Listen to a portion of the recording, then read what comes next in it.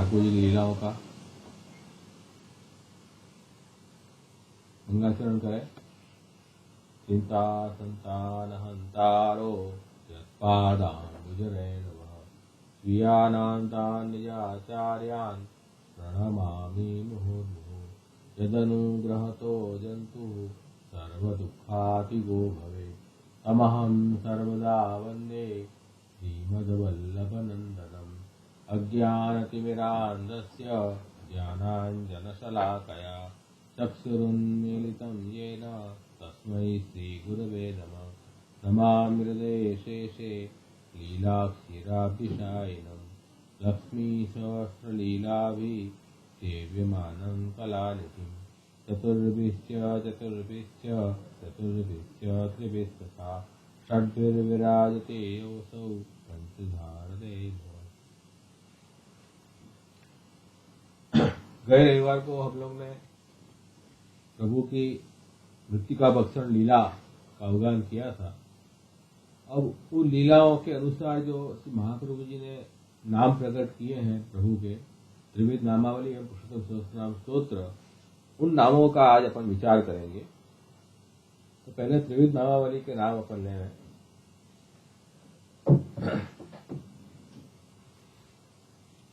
मृष्टा भक्षण भीत यशोदा ताड़न संत्रासन नयनार विंदाय नमः। ये नाम त्रिविध नामावली में ये 54 नंबर का नाम है और मृत्तिका भक्षण लीला का ये प्रथम नाम त्रिविध नामावली में आया है। और इसका अर्थ कह रहे हैं कि मृष्टा भक्षण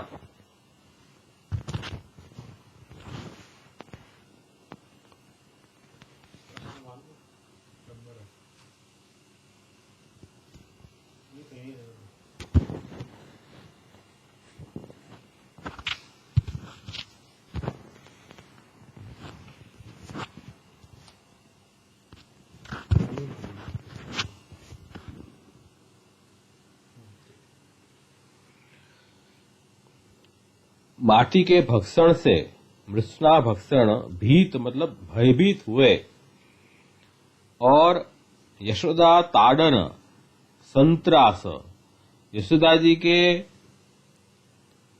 डर से त्रास गए हैं, जिनके नयन कमल नयन अरविंद, ऐसे भगवान श्री कृष्ण को नमन। ये श्री महाप्रभु जी ने प्रथम नाम मृत्तिका भक्षण लीला का त्रिविध नाम में दिया है। और इस लीला, इस नाम को समझाते हुए प्राचीन टीकाकार आज्ञा कर रहे हैं कि मृष्टा भक्षेण भीते यशोदा ताडनेन सम्यक त्रास ययो तादृशे नैनारविंदे यस्य तादृशाय। अब कह रहे हैं कि मट्टी का भक्षण की ठाकुर जी ने, उसके कारण फिर ठाकुर जी की कंप्लेन गई सब जगह। वो अपने गए वक्त देखी थी लीला कि सब उनके ग्वाल बाल और स्वयं श्री दाऊ जी भी यशोदा जी को कंप्लेन की कि भाई देखो ठाकुर जी ने मट्टी खाई है। इससे ठाकुर जी डरे हैं और यशोदा ताड़न, यशोदा जी ताड़न करेंगे तो ऐसे डर से वो त्रास, उनको त्रास हुआ है, क्लेश हुआ है। ऐसे क्लेश युक्त ठाकुर जी के नयन कमल हैं, ऐसे भगवान को नमस्कार। अब यहाँ जो आज्ञा कर रहे हैं कि इसका तात्पर्य क्या, ये नाम का, इसका तात्पर्य बुद्ध जी ने समझाया कि महापुरुष द्रोहाद,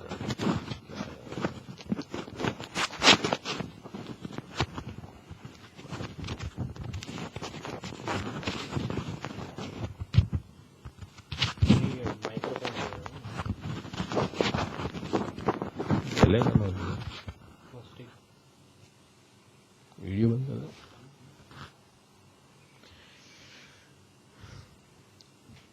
इसका स्वरूप समझाते हुए श्री महाप्रभु जी आज्ञा कर रहे हैं कि महापुरुषों का द्रोह होने से, क्योंकि श्री ठाकुर जी के श्रीअंग में सभी भक्तजन विराज रहे हैं, और अगर श्री यशोदा जी उनका ताड़न करें तो यशोदा जी को अपराध लगेगा। क्या अपराध लगेगा?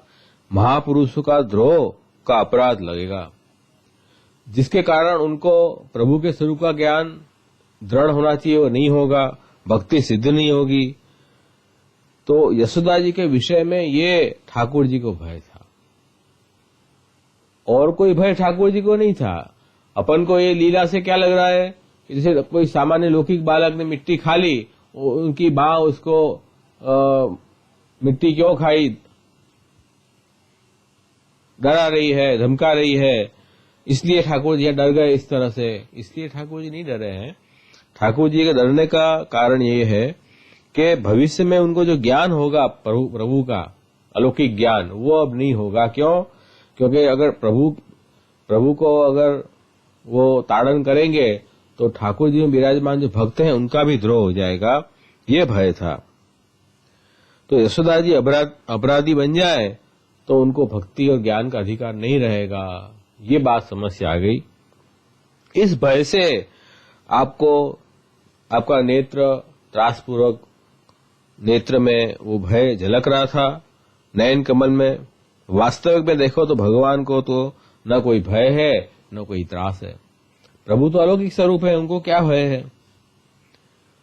तो भगवान को भय और त्रास सहित जो ईक्षण, जो दृष्टि है, वो देख के यशोदा जी को हुआ करे प्रभु डर गए हैं।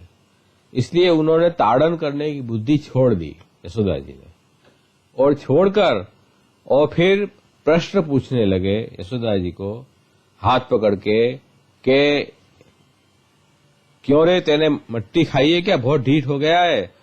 तेरे सखा और बलदाऊ भैया भी यही कह रहे हैं कि तूने मिट्टी खाई है। तो ये प्रश्न पूछा उन्होंने। तो ये जो नाम है, इस बात को सूचित कर रहा है कि ठाकुर जी जो हैं वो भाई, तो इसका मतलब हमें क्या लेना है कि जो वैष्णव हैं अपने, वो भी ठाकुर जी के भक्त हैं, उनका अपराध से हमेशा डरना, वैष्णवों का अपराध ना हो जाए, उनका तिरस्कार अपने से ना हो जाए, ये हमेशा अपन को भयभीत होना चाहिए। अपने गुरु हैं, वैष्णव हैं, उनका अपराध अपने से ना हो जाए, इसलिए हमेशा उनमें आदर बुद्धि रखनी चाहिए, दोष चित्त में दोष नहीं आना चाहिए। इसलिए ऐसी महाप्रभु जी भी भक्ति वेदनी में कहते हैं कि अतस्थेम हरिस्थाने तदीय तत्परि अदूरे विपेकर सेवा यथा चित्तम न दुष्यति। अपन को हरिस्थान में जाके भगवदियों का संग करना, उन भगवदियों का अपराध न हो ऐसे अपन को उनका संग करना, न अति उनसे दूर जाना, न उनसे अति पास आना जिससे हमें उनके दोष दिखने लगे और दोष दिखने से हमें उनमें अभाव आवे या दुर्बुद्धि, हमारी कुछ बुद्धि उनके लिए दोष युक्त होवे, ऐसा नहीं हो। ऐसा होने से क्या होगा कि हमारा भगवदियों के प्रति अपराध हो जाएगा। वो अपराध से हम जो है आगे जो भक्ति मिलने वाली है उसमें प्रतिबंध आ जाएगा। इस कारण से ये नाम को से भी अपन को आधुनिक वैष्णव को ये भी समझना है कि अपन को जैसे हरि में अपन भगवत भाव रख के और सावधान रह के अपराध से डरते हैं, उसी तरह गुरु और वैष्णव से भी ऐसा ही व्यवहार करना जिससे अपन को अपराध न हो, ये बात खास ध्यान रखनी है। उसके बाद ततो तद वाक्यम श्रुत्वा, उसके बाद में जब माता जी के वचन सुने तो सुनकर ठाकुर जी ने क्या कहा कि मां मैंने मिट्टी नहीं खाई है, ये जितने भी लोग हैं झूठ बोल रहे हैं, अगर तुम इनकी बात सच मानती हो तो मेरा मुंह आपके सामने है, अपनी आंखों से देख लो खोल के। यशोदा जी ने कहा अच्छी बात है, यदि ऐसा है तो मुंह खोल के दिखा दे। तो माता के कहने पर भगवान श्री कृष्ण ने अपना मुंह खोल दिया, और मुंह खोलने से भगवान श्री कृष्ण का ऐश्वर्य तो अनंत है, ये तो केवल लीला के लिए ही मनुष्य बालक बने हुए थे। यशोदा जी को, नंदराय जी को अपनो अलौकिक लीला का अनुभव कराना था, वात्सल्य लीला का, इसलिए वो मनुष्य लीला से बालक बने हुए थे, वो तो प्रभु जो है वो ईश्वर के भी ईश्वर हैं। तो ये बात समझाने के लिए अब नाम आया है सर्व विमोहकाय नमः। सर्व को विशेष रूप से मोह करने वाले उन भगवान श्री कृष्ण को नमस्कार। ठाकुर जी मोह कैसे कर रहे हैं ये लीला से सबका, वो ये है कि सब जने ने देखा प्रभु को कि प्रभु ने मिट्टी खाई है। ग्वाल बालों ने देखा, बलदेव जी ने देखा, और यशोदा जी को ये बात कही तो यशोदा जी ने भी कहा कि देखो ये सब झूठ थोड़ी बोल रहे हैं। तो ठाकुर जी ने कहा कि नहीं, मैंने मिट्टी नहीं खाई है। तो भगवान ने सत्य ही कहा है कि उन्होंने मिट्टी नहीं खाई है। तब भी उनको ठाकुर जी के स्वरूप का ज्ञान नहीं हुआ। तो मिट्टी किसने खाई है? तो भगवान ने कहा कि मैंने मिट्टी नहीं खाई है, लेकिन इन बालकों ने खाई है। कौन से बालक? जो ठाकुर जी के श्रीअंग में विराजमान थे, जिनको पूतना ने ये भगवान है, ये भगवान है ऐसा समझकर पूतना ने जिनकी हत्या की थी, वो सभी बालक को पूतना के शरीर में से भगवान ने अपने शरीर में पधरा लिए। जब पूतना वध करके भगवान ने पूतना का दूध पिया था तब विषयुक्त, तो ठाकुर जी ने उन सभी बालों का उद्धार करने के लिए प्रभु ने जो है उनको अपने सींग में पधराए और उनको ठाकुर जी ने उनकी भक्ति भाव उनका बढ़े, इसलिए ठाकुर जी ने ब्रज भक्तों की प्रसादी मिट्टी खाई। वो मिट्टी जो है उन्होंने खाई, जो बालक थे ना, छोटे बालक, उन्होंने भी मिट्टी खाई है। तो प्रभु कह रहे हैं कि मैंने मिट्टी नहीं खाई है, इन बालकों ने मिट्टी खाई है, ये प्रभु कह रहे हैं। ये सभी लोग जो मेरे संबंध में बात कर रहे हैं वो मिथ्या भाषण कर रहे हैं, ऐसा सर्वथा सत्य है। ये सही बात नहीं बोल रहे, मैं जो बोल रहा हूँ सही बोल रहा हूँ, मैंने मिट्टी नहीं खाई है। तो भगवान की बात बिल्कुल सही है। क्यों? क्योंकि भगवान तो जो है वो कोई वस्तु के भोक्ता है ही नहीं। प्रभु तो किसी वस्तु के भोक्ता नहीं है। अपने जैसे भोक्ता ठाकुर जी थोड़ी है, वो तो अलौकिक स्वरूप है। अपन जैसे वस्तुओं का भोग करते हैं, ऐसे प्रभु किसी वस्तु का भोग नहीं करते हैं। अपन भोग क्यों करते हैं? अपने को कोई चीज भोग करने के बाद में जो अपूर्णता महसूस हो रही थी, वो अपन को अपूर्णता को दूर करने के लिए हम भोग करते हैं। ऐसे ठाकुर जी भोक्ता, लौकिक भोक्ता जैसे प्रभु भोक्ता नहीं है, वो तो अलौकिक स्वरूप है। उनके पास तो सभी कुछ है, वो तो आत्माराम आप्त काम है, उनको किसी चीज की अपेक्षा ही नहीं है। तो भगवान जो है वो अपने जैसे भोक्ता नहीं है। तो ये बात समझो कि ठाकुर जी जो है वो केवल निवेदन से ही संतुष्ट हो जाते हैं। प्रभु को हम कहते हैं कि प्रभु ये सब आप ही, ये सूर्य सृष्टि के भोक्ता हो, चराचर सृष्टि आपके लिए ही है। तो ये निवेदन ठाकुर जी अंगीकार करते हैं, जिससे हमारा कल्याण हो। अपन निवेदन प्रभु करेंगे तो हमारी बुद्धि हमने सुधारी, क्योंकि वास्तव में तो प्रभु ही सब कुछ बने हैं। जीव जंतु चराचर जगत भगवान ब्रह्म ही ने सब रूप धारण किया है। उस रूप में तो प्रभु जो है अत्ता चराचर ग्रहणात् भोक्ते विश्व भोग है, लेकिन अपने जैसे लौकिक भोक्ता प्रभु नहीं है, तो अलौकिक भोग करने वाले भगवान हैं। इस अर्थ में कह रहे हैं कि भगवान तो भक्तों का भक्ति भाव बढ़ाने के लिए, भक्तों को संतुष्ट करने के लिए प्रेम पूर्वक जो ठाकुर जी को अपन अंगीकार कराते हैं, वो ठाकुर जी मांग मांग के आरोगते हैं। ये आपकी अलौकिक भोक्ता है, लौकिक भोक्ता भगवान नहीं है। इसलिए ठाकुर जी ने जो कहा मैंने मिट्टी नहीं खाई है, वो सत्यवाणी है। प्रभु की वाणी कभी मिथ्या नहीं होती है। इसलिए प्रभु जो है वो सबको मोह करने वाले हैं। सबको जो दिखाई दे रहा है ठाकुर जी ने मिट्टी खाई है फिर भी झूठ बोल रहे हैं, तो अपन को ऐसे मोह कर रहे हैं, लेकिन वास्तव में देखे जाए तो प्रभु जो है वो सही बात बता रहे हैं। उसके बाद आगे यशोदा जी ने कहा कि तो फिर तेरा मुंह खोलो। तब ठाकुर जी ने अपना मुंह खोल के, और यशोदा जी ने देखा कि उनके ठाकुर जी के मुंह में तो चराचर संपूर्ण जगत विद्यमान है।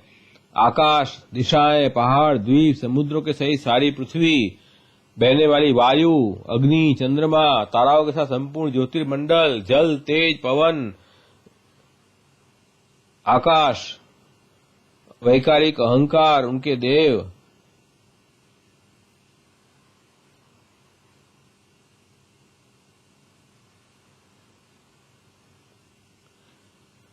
और इंद्रिय, पंच तन्मात्रा, सभी कुछ, प्रकृति के 3 गुण, सभी कुछ भगवान कृष्ण में उनको दिखाई दिए।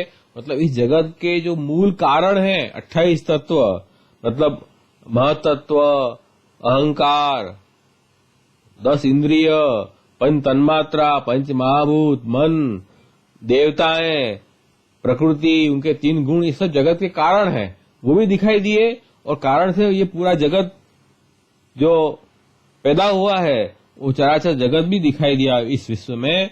तो इस तरह से जो कह रहे हैं कि प्रभु ने अपना महात्म्य प्रदर्शकाय नमः, ठाकुर जी ने अपना महात्म्य को दर्शाने वाले ऐसे भगवान को वंदन कर रहे हैं श्री महाप्रभु जी।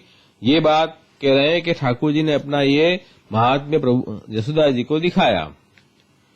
क्यों दिखाया? निरोध सिद्ध करने के लिए। यशोदा जी का चित्त प्रभु में निरुद्ध हो, इसलिए आपने सभी चरित्र करे हैं।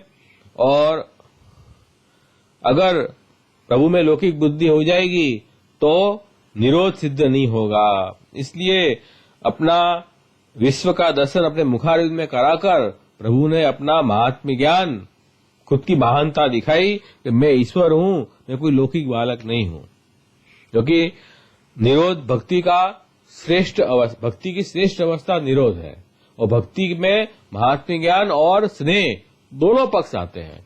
तो ठाकुर जी ने महात्म्य ज्ञान का पक्ष सुदृढ़ किया है अपना महात्म्य दिखा के।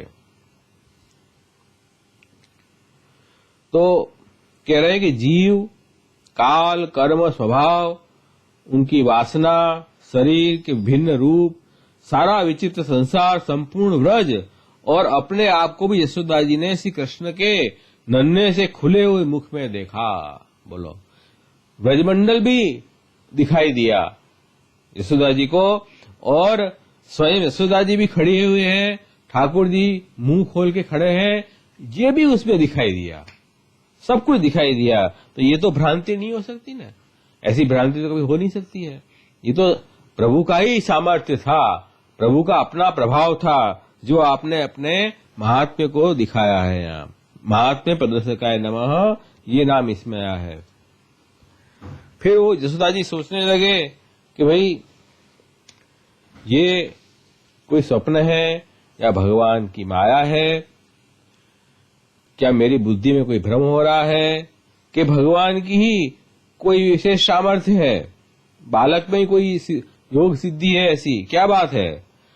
जो चित्त, मन, कर्म, वाणी के द्वारा ठीक ठीक अच्छी तरह से अनुमान के विषय नहीं होते, सारा विश्व जिनके आश्रित है, जो सबके प्रेरक हैं, जिनकी सत्ता से सबकी प्रतीति हो रही है, ऐसे सच्चिदानंद ब्रह्म को मैं नमस्कार करती हूँ। ऐसा यशोदा जी को महात्म्य ज्ञान हुआ और प्रभु में दीनता हुई, प्रभु के आगे झुक गए, अपना अहंकार प्रभु को आगे झुका दिया, हम्बलनेस प्रकट की। कैसे भगवान को मैं नमस्कार कर रही हूँ कि जो पूरे विश्व के स्वामी हैं, उन्हीं के कारण ये विश्व की प्रतीति हो रही है, उन्हीं के कारण सब कुछ, उन्हीं की प्रेरणा से सब कुछ हो रहा है, और जिसका अनुमान हम अपनी वाणी से नहीं कर सकते, अपने मन से नहीं कर सकते, अपने चित्त से जिनका ज्ञान हमें नहीं हो सकता। क्योंकि अब हमारा चित्त मन तो उनकी ही देन है, उन्हीं का छोटा सा अंश है, तो उनको कैसे जान पाएंगे हम, तो बहुत बड़े हैं। इस तरह से अपना महात्म्य प्रभु ने यहाँ दिखाया है। तो ये दिखाकर यशोदा जी ने उनको प्रणाम किया है। और फिर यशोदा जी ने दीनता प्रकट की। क्या दीनता प्रकट की?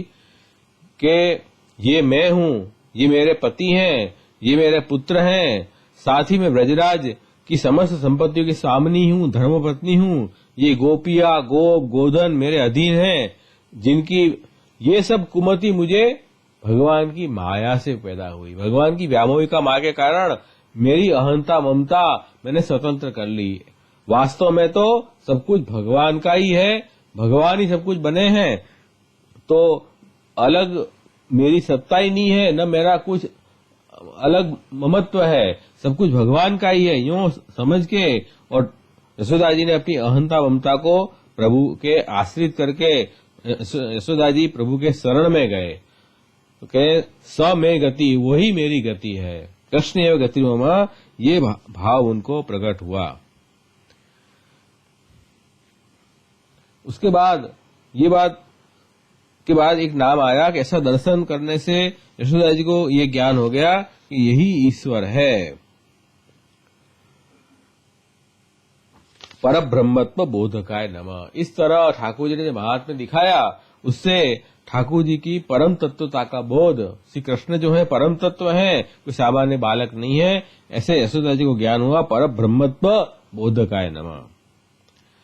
इसीलिए यहाँ यशोदा जी ने ठाकुर जी की शरणागति स्वीकारी है। वो ये बात समझ गई कि सर्वशक्तिमान ये भगवान ही सब कुछ बने हैं। मैं अभी तक जो समझ रही थी कि मैं जो है वो ब्रजराज की पत्नी और इस व्रज की मैं स्वामिनी हूँ और ये मेरे पुत्र हैं, ये मेरी गलत समझ है, ये समझ गए। तब ऐसी स्थिति जब आई तो यहाँ वही दिखा रहे हैं कि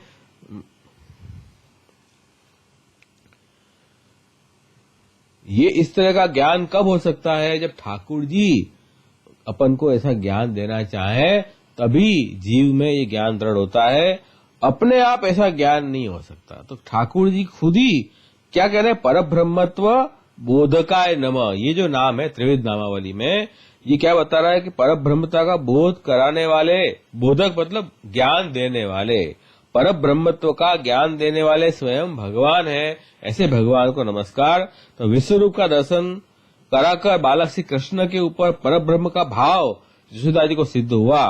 तो माता को जो परम ईश्वर परम तत्व का जो ज्ञान हुआ है, वो ज्ञान देने वाले स्वयं श्री कृष्ण हैं। स्वतः यशोदा जी को ये ज्ञान नहीं हुआ है।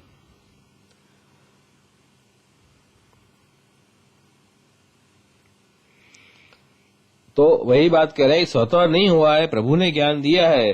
तो ये जो है वो मोह नहीं है, ये कोई स्वप्न नहीं है, ये तो वास्तव में प्रभु का सामर्थ्य यहाँ प्रकट हुआ है।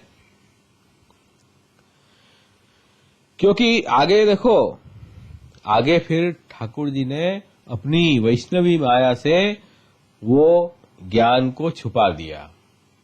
अगर ज्ञान उत्पन्न हुआ होता स्वतः, तो फिर बाद में वापस कैसे यशोदा जी भूल गए, फिर उनको पुत्र का स्नेह कैसे प्रकट हो गया। इसका मतलब ये है कि वो जो ज्ञान है वो प्रभु ने स्वयं दान किया था उनको। तो महात्म ज्ञान पूर्वक स्नेह, इसी का नाम भक्ति है।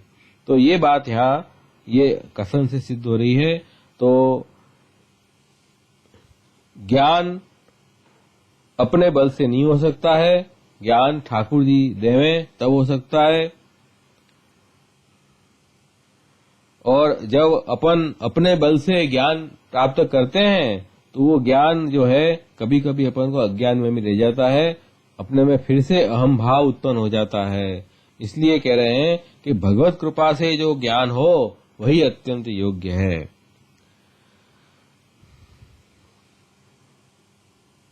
या थोड़ा सा और खुलासा टीकाकार ने किया है कि मातृचरणानाम परब्रह्मत्व बोधकस्तु स्वयं जाता नोचे ज्ञानोत्तरम स्वतंत्रतया स्नेहांगभूत मोहकत्वम न संभवति। महात्म्य ज्ञान पूर्वक स्नेह व भक्ति कथनात् महात्म्य ज्ञान तो यथास्थितमेव ज्ञानमिति भावः। उसके बाद कह रहे हैं कि एवं करने को हेतु, ऐसा ठाकुर जी ने क्यों किया, तो भगवत प्रदर्शित महात्म्य ज्ञानस्य एव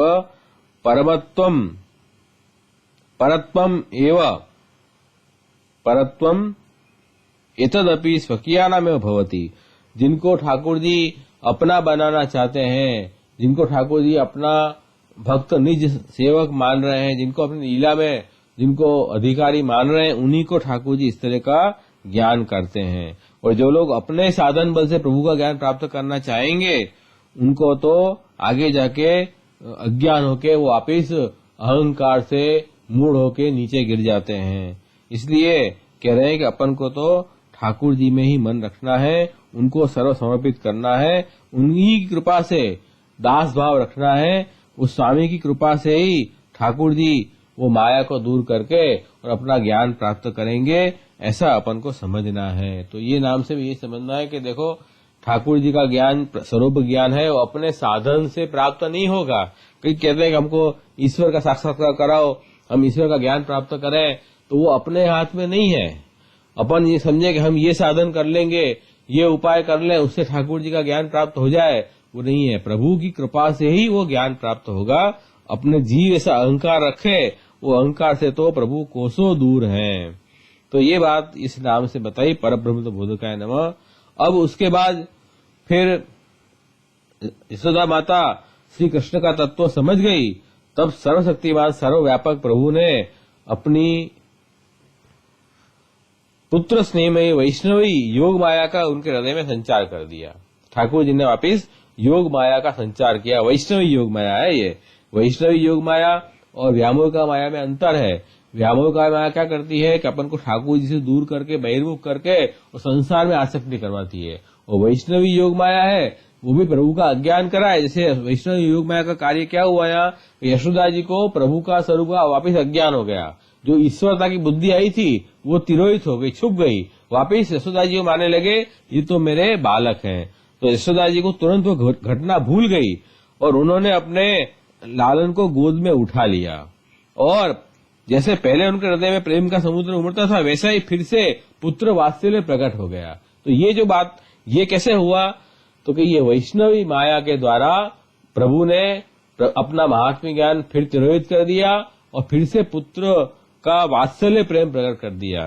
तो यहाँ देखो, ये माया ने अज्ञान जरूर किया, ठाकुर जी के स्वरूप का ज्ञान था वो छुपा तो दिया, लेकिन लीला प्रभु के साथ चल रही है आनंद से। प्रभु से बहिर्मुख नहीं हुए हैं।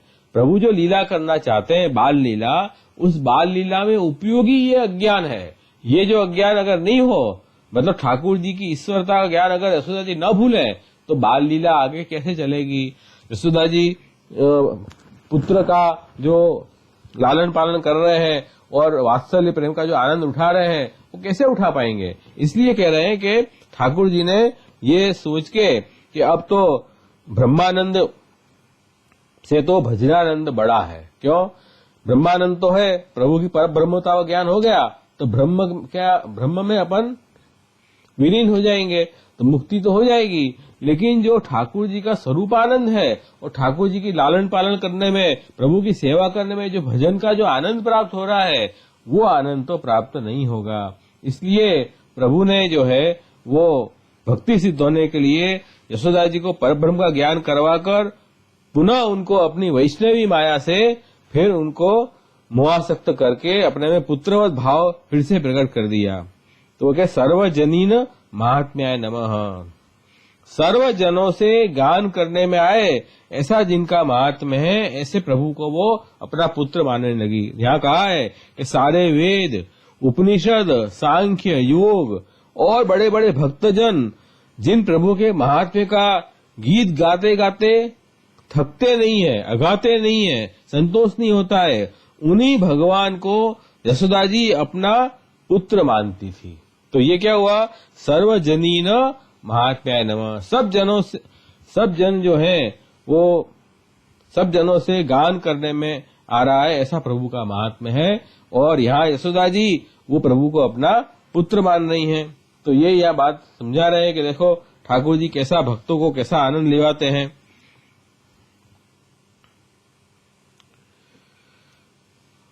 तो ये प्रभु की लीला है कि यशोदा जी ने बड़े बड़े ज्ञानी योगियों की तुलना में भी यशोदा जी को जो आनंद की प्राप्ति हुई, वो बड़े बड़े योगियों की भी, ज्ञानियों को भी नहीं हुई है। ये प्रभु की अत्यंत विशेष कृपा उनपे हुई है। तो ये यहाँ सर्वजनीन महात्म्याय नमः, ये नाम यहाँ मृत्तिका भक्षण का ये नाम यहाँ ले लिया। तो ये त्रिविध नामावली में इतने नाम जो है मृत्तिका भक्षण लीला के हैं। फिर अब अपन वो भी ले लें, पुरुषोत्तम सहस्त्रनाम में भी कुछ मृत्तिका भक्षण के नाम हैं, वो भी वो देख लें तो पूर्ण हो जाएगी बात।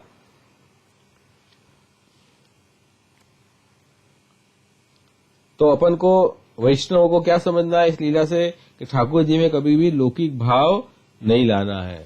श्री महाप्रभु जी शिक्षा सूत्र में आज्ञा करते हैं कि अपने जो प्रभु हैं वो तो अलौकिक है, उनमें कभी भी लौकिक भाव नहीं लाना। मतलब न लौकिक प्रभु कृष्णो मनुते नैव लौकिकम भावस तत्रापस्मदीय सर्वस्य एकस्य सह।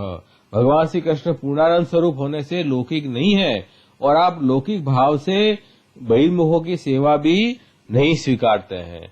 जो ठाकुर जी को लौकिक मान रहे हैं, लौकिक मानने का मतलब है कि प्रभु को जो सामान्य जैसे प्राकृत देव होते हैं और सामान्य अपने लोक में जैसे अपन लौकिक मनुष्य होते हैं, वो कैसे उनको लालच दें तो वो खुश हो जाए, और कुछ अपराध पर जाए तो वो कोपायमान हो जाए, और उनको भी किसी चीज की अपेक्षा होती है अपने से, अपन को उनसे कुछ अपेक्षा होती है। ये सब लौकिक व्यक्ति हैं। सब देवगण भी ऐसे ही हैं, उनको भी कुछ न कुछ अपेक्षा होती है मनुष्यों से। तो क्या नहीं, ठाकुर जी ऐसे नहीं है। आप तो ऐसे जो बहिर्मुख होते हैं, जो प्रभु को लौकिक समझते हैं, उनकी सेवा भी स्वीकारते नहीं है। तो इन अलौकिक प्रभु की प्रसन्नता की प्राप्ति में अलौकिक साधन रूप हमारा प्रभु के प्रति शरणागति एवं भक्ति का भाव ही साधन है। भाव तत्र अपि अस्मदीय, क्या कि यह लोक और परलोक सर प्रभु ही बने हैं और प्रभु के लिए ही है, ऐसा अलौकिक भाव रख के और प्रभु की सेवा अपन करें, यही प्रभु की प्रसन्नता का साधन है, और कोई साधन प्रभु का नहीं है। तो कई समझते हैं कि हम प्रभु को इतना प्रसाद चढ़ा देंगे, इतना भोग धरवा देंगे, हमारा काम सिद्ध हो जाएगा। तो ऐसे भाव रखना, ये प्रभु में लौकिक बुद्धि रखनी है। ये लौकिक बुद्धि है ठाकुर जी। ये कोई आप प्रभु को अलौकिक समझ रहे हैं कि ठाकुर जी के घर में कोई वस्तु की कमी है तो आप ऐसी इस तरह लालच दिखा रहे हैं ठाकुर जी को, तो ऐसा भाव कभी भी नहीं रखना चाहिए। तो ये सब इस लीला से हमको ये भी बात समझनी है। अब पुरुषोत्तम सहस्त्रनाम स्तोत्र में श्लोक नंबर 164, उसमें एक नाम आया है, मृष्णा भक्षण इलास्य महात्म्य ज्ञानदायक। मृष्णा भक्षण इलास्य कह रहे हैं कि भगवान ने जब मट्टी खाई तब कह रहे हैं कि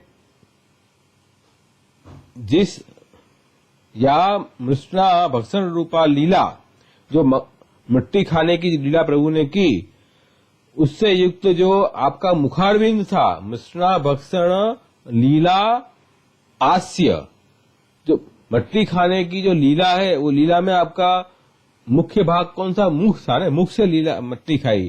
तो वो जो मुख है, वो मुख के द्वारा ही आपने खोल के अपना महात्म्य प्रदान किया। महात्म्य ज्ञानदायक, मिश्रा भक्षण लीलास्य महात्म्य ज्ञानदायक, ऐसे प्रभु हैं। तो ये श्लोक भी यहाँ अपन देख गए भागवत के ठाकुर जी ने जो है वो इस मिट्टी का भक्षण लीला के द्वारा, और उस लीला में जो मुखारविंद, जिस मुखारविंद से आपने मिट्टी खाई थी, उसी मुखारविंद के द्वारा आपने अपना महात्म्य यशोदा जी को बता दिया, अपनी अलौकिकता दिखाई कि भगवान जो है अलौकिक स्वरूप है, आनंदात्मक स्वरूप है, कोई लौकिक स्वरूप नहीं है, ये बात दिखा दी।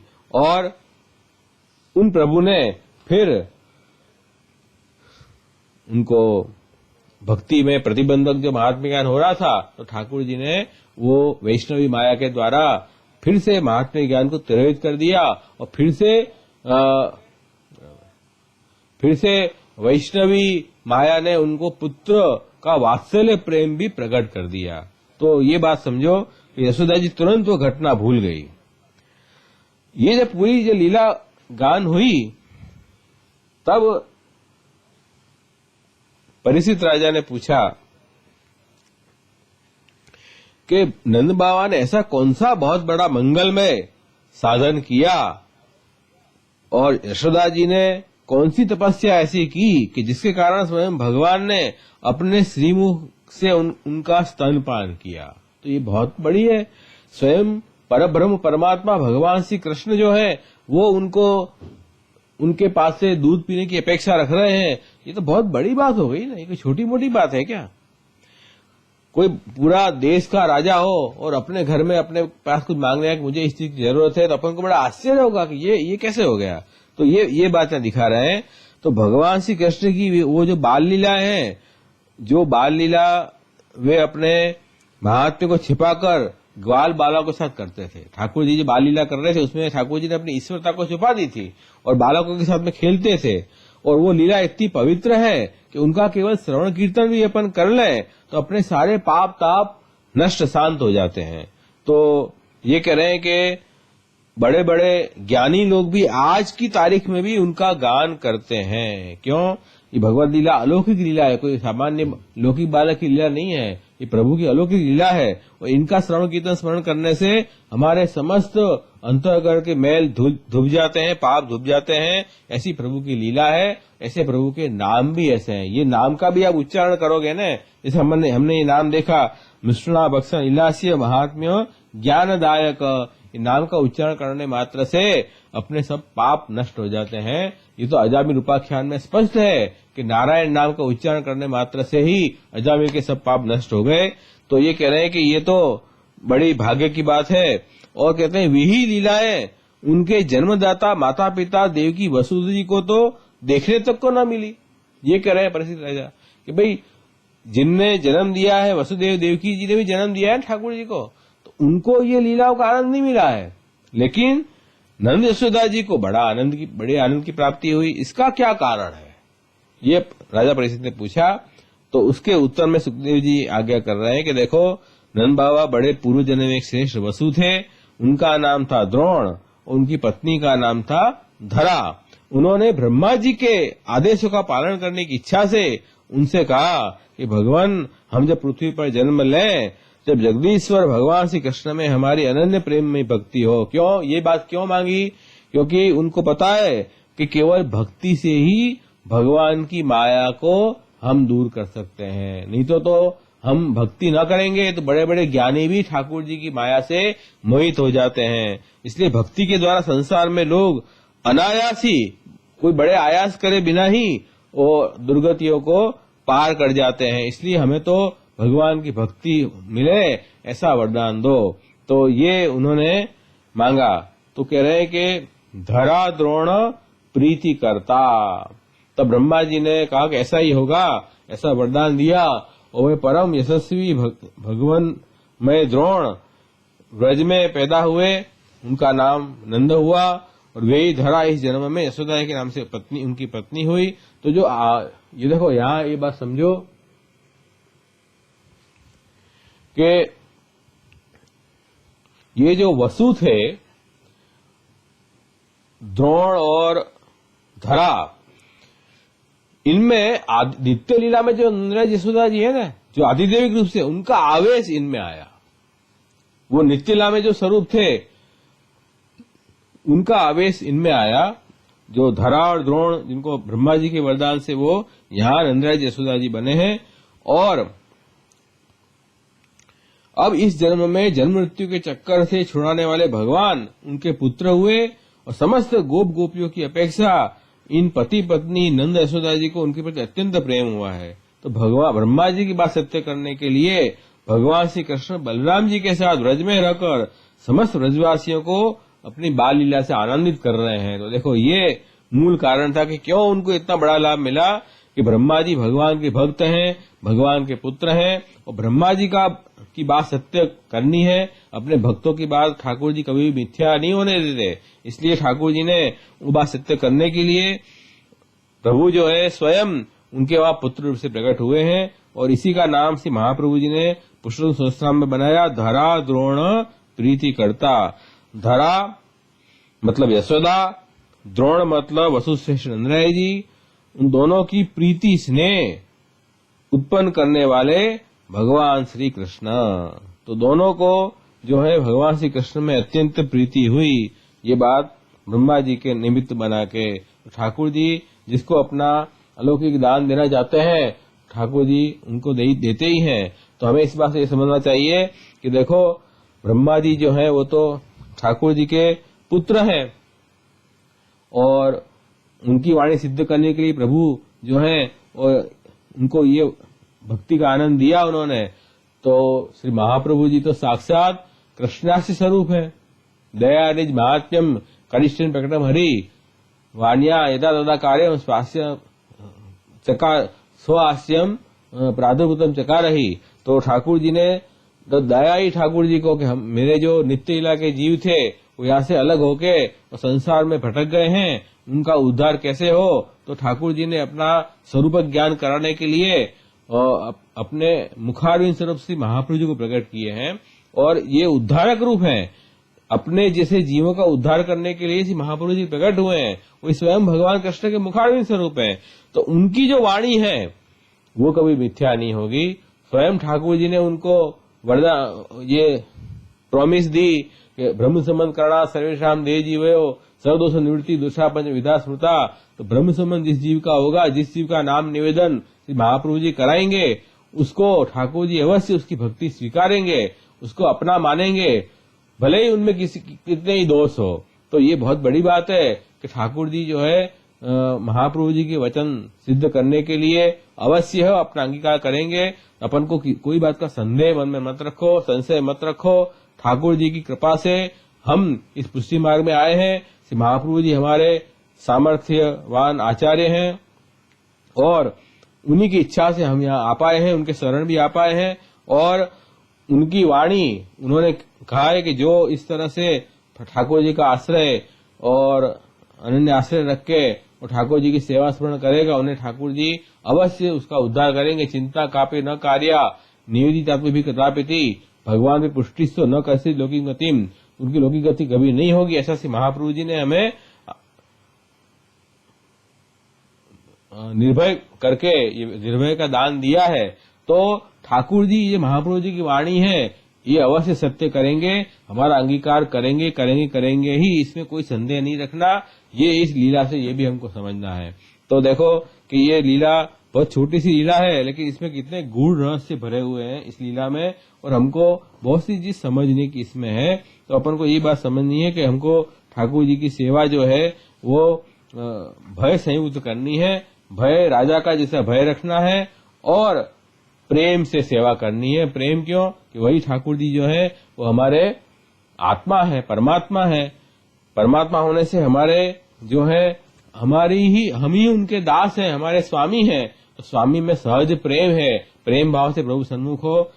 लेकिन वो ईश्वर भी है, सर्वेश्वर से सर्वात्मा निज छाता करिष्यति। प्रभु सर्वेश्वर भी है, सर्वात्मा भी है। तो प्रभु सर्वेश्वर है, इस अर्थ में उनका महात्म्य ज्ञान है, वो अलौकिक है, अलौकिक स्वामी है। और सर्वात्मा है, इसका मतलब कि ठाकुर जी जो है वो हमारी आत्मा है, वो अपने से अलग नहीं है। वे ठाकुर जी हमारे हैं, हम ठाकुर जी के हैं। ऐसा प्रेम भाव रख के प्रभु के सामने सन्मुख होंगे तो ठाकुर जी हमें जो है हमारा अवश्य अंगीकार करेंगे।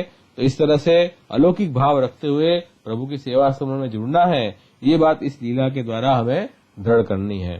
तो आज अपन आगे का नहीं कर पाएंगे, क्योंकि आगे का विषय मैं लूंगा तो कंप्लीट नहीं हो पाएगा। इसलिए 9वां अध्याय जो है अपन अगली बार करेंगे। तो आज का प्रसंग यहीं तक रखते हैं। आज के विषय कोई प्रश्न हो आज के इसमें तो अवश्य आप पूछें, तो मैं उत्तर दूंगा। एक प्रश्न आया है, वैष्णवी माया લીલા અત્યારે ભૂતલ પર જીવ સાથે કેવી રીતે કરે? माट लिए मक्खन लिए नूपुर बाजे पाए नृतंत नटवलाजीનું मुदित यशोदा में श्री वल्लभ मुदित यशोदा मात।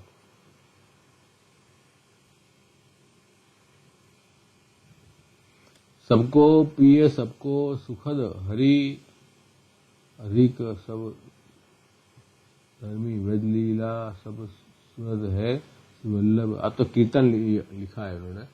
ये बात लिखा, वैष्णवी माया લીલા અત્યારે ભૂતલ પર જીવ સાથે કેવી રીતે કરે? जो मैं कीधु ने वैष्णवी माया અને व्यामोहिका माया दोनों में क्या अंतर है? व्यामोहिका माया हमें ठाकुर जी के सेवा स्मरण से दूर करती है और हमें संसार में आसक्त कराती है, ये व्यामोहिका माया है। और वैष्णवी माया है वो हमें हमारे प्रभु के समीप लाती है। कभी प्रभु का हम महात्म्य ज्ञान भी थोड़ा भूल भी जाएंगे पर प्रभु से दूर नहीं जाएंगे।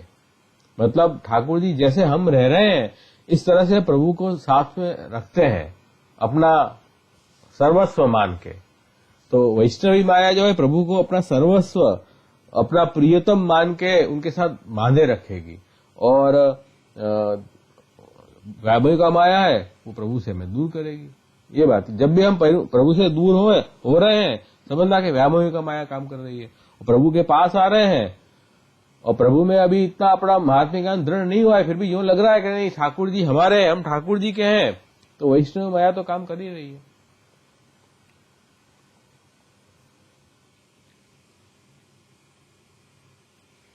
तो आज का अपने यही सेशन रखें, आश्रय का पद गान करके। अच्छा, प्रश्न दूसरा कुछ प्रश्न आया, कल सतवा क्यों आवे? अरे ये मैं आपको जवाब दे दूंगा बाद में। मकर संक्रांति, ये क्या कल से उष्णकाल शुरू हो जाएगा ना, सूर्य जो है वो मेष में आ जाएगा, मेष संक्रांति है, तो ठाकुर जी को जो शीतल हो ऐसी सामग्री भोग धरनी चाहिए, इसलिए सतवा जो है वो शीतल सामग्री है, तो भोग धरते हैं प्रभु को कल। दृढ़ई न चरण न केरो भरोसो, दृढ़ई न चरण न केरो, श्री वल्लभ नख चंद्र छटा बिन, सब जग माज अंधेरो भरोसो, दृढ़ई न चरण न केरो, साधन और नहीं आकली में, जासु होय निवेरो, सूर का कहे द्विविध आंधरो, बिना मूल को चेरो भरोसो, दृढ़ई न चरण न केरो। श्री वल्लभाधीश की जय।